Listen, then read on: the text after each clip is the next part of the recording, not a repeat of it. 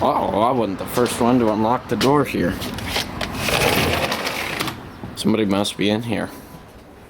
Hello?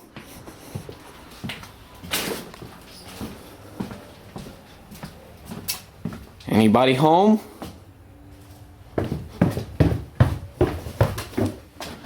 Well, I guess not. Let's go where only authorized people are. Oh yeah. Home sweet home. Now it's time to take apart a broken, well not really broken, but a no longer functional reciprocating saw. I think I've got it plugged in here. Let's plug it in. Oh, that cord's running outside from when I drill started that engine the other day. Well, let's see here. Let me get this plugged in. Now, don't try this at home, but I'm just going to show you how shot this thing really is.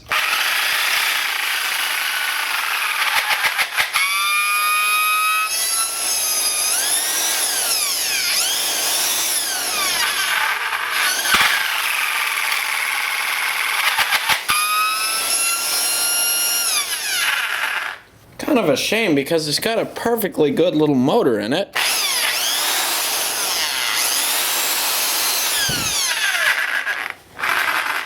But everything's screwed up in the reciprocating end of this thing. So let's make the best of it, take it apart, see how it works inside. Well, there's the casket for the old reciprocating saw. Once we dissect it and all that, and just look at the science of this thing and how it works and all that, we'll put it in its casket to be buried deep in the landfill. Well, which is why I made a trip out to Lowe's, or up to the Lowe's the other day, our local hardware store, to get this when all else fails. Oh yeah, you can always depend on your DeWalts. Look at that beauty. 13 amp. It's got a orbital and I think this is like some kind of orbital and reciprocating motion. Now what this does here is they've got what they call circular and a reciprocating motion. The circular is more for fine cuts and metal. The reason being is you don't really notice it that much, but as this blade is cutting, when it goes back in, notice how the teeth are faced towards the saw. When it pulls the blade back in, it pulls the blade down so that it cuts towards the teeth. And when the blade extends back out, it lifts the blade up a bit and then pushes it forward. And then it pulls it back towards the saw, pulling it down so that the teeth cut. And then so you don't dull your blade too quickly, it pushes it up, forces it forward, and it's very, you don't really notice it that much, but when this thing's going back and forth really fast, I guess it works, but that's kind of neat. And then the regular reciprocating motion is more for speed. If you've got a demolition blade on there and you're going through a lot of old wood, so you don't really care how the cut looks, that's what that's for. So kind of neat how that works. Yeah, look at these teeth waiting to chew on something. They like metal, wood, pretty much anything for breakfast, lunch, or dinner. Might even take on a little bit of plastic for dessert. Yum. So that's the replacement. And here's the displacement. Uh-oh. Looks like the DeWalt and the Craftsman got in a fight last night while I was gone. Wow. That DeWalt sure did a number on the Craftsman. Look at all that. Man, it beat the heck out of it. You don't mess with DeWalt. Boy, oh boy. Stripped it of all the screws. Man. Must have gotten an argument of who was better.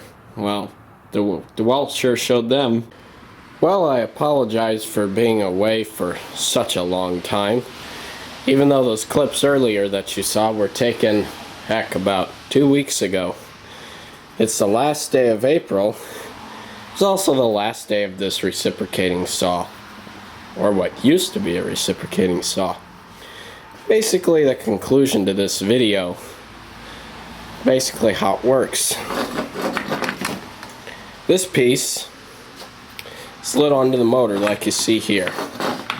If you look down towards this hole right in here, you'll see that little bit of worm gear sticking through.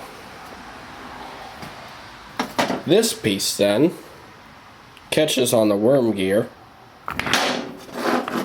Well, it's not going to hold on now that I don't have the screws. But that's what drove this around and around. As you can see, that's why this thing's no longer functioning.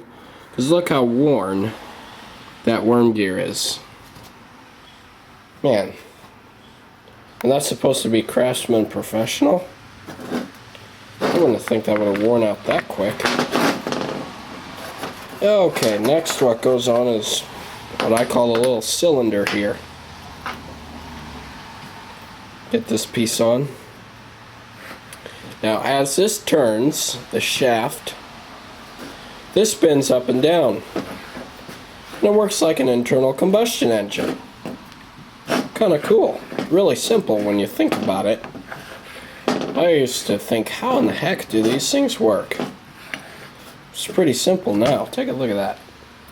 It's like an internal combustion engine, only it works the opposite way. The crankshaft has the power instead of this piece up here having the power. Then I had to use a cutting torch to cut this off because I just could not for the life of me get the top of this thing off, which attaches to the blades and that. So I went ahead and cut that off with a cutting torch. And this cover goes over there, seals all the grease in there. And I wish I would have taken a video of me taking this apart. I could have rewind it, put it back together. But oh well. Now you know how these things work. A lot more simple than I thought.